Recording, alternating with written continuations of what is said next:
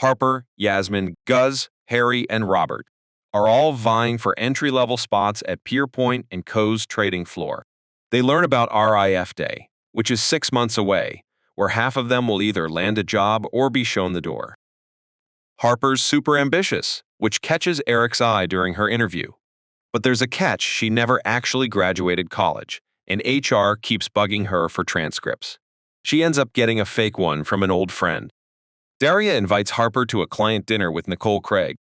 While Daria plays it cool, Harper decides to go full Eric, making a bold impression. Afterward, Nicole makes a move on Harper, but she shuts it down. Meanwhile, Gus and Hari end up on the same team.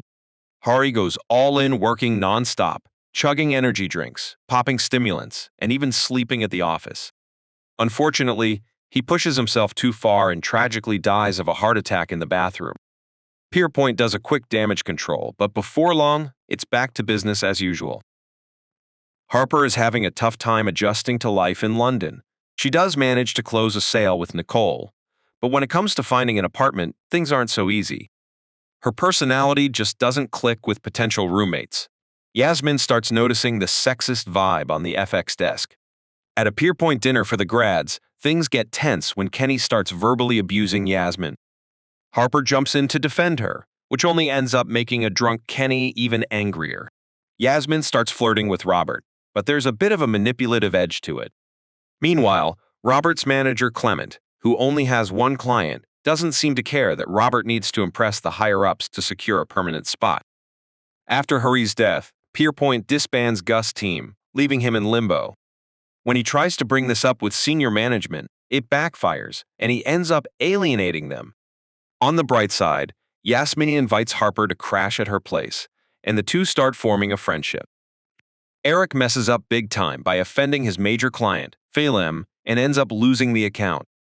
Now, the pressure is on the grads to bring in new business. Gus gets assigned to work with Robert under Clement, which isn't exactly what he was hoping for. Meanwhile, Harper has moved into Yasmin's place, and they both start to realize that mixing friendship with work is more complicated than they thought. Harper is caught in a tug-of-war between Eric, her demanding boss, and Daria, her line manager, making her work life even more stressful. This stress spills over into her personal life when she deliberately hooks up with a guy who looks just like Sebastian, Yasmin's boyfriend. To keep things less messy, Yasmin and Harper decide to put a formal rental agreement in place. Harper's birthday turns into a wild night out with Robert, Yasmin, and Greg, but the fun comes back to haunt her. The next day, she's so off her game that she trades on the wrong currency, putting her entire team at risk of some serious losses. When given a shot to break even, she gambles again, only to make things worse.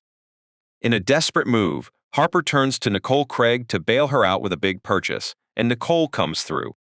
Later, Eric pulls her aside, revealing he's known all along that she never graduated from college. They bond over being outsiders hustling for success in a world full of privileged colleagues. Meanwhile, Yasmin and Robert get closer after a college recruitment event goes sideways when they're splashed with dye by a protester. Yasmin starts feeling distant from her boyfriend at home, and Gus, frustrated with his situation, ends up alienating his coworkers even more by insulting Clement. A former VP drops an expose on Pierpoint's toxic culture, sending management into a frenzy. Eric steps out. Harper gets herself into a tricky situation during a meeting with Phelim, the client Eric lost. Things heat up when Eric confronts her about the mess she's in, revealing that her bonus was twice that of the other grads. He locks her in the conference room before storming out. Meanwhile, Clement takes Robert to the Netherlands, where a client meeting goes surprisingly well.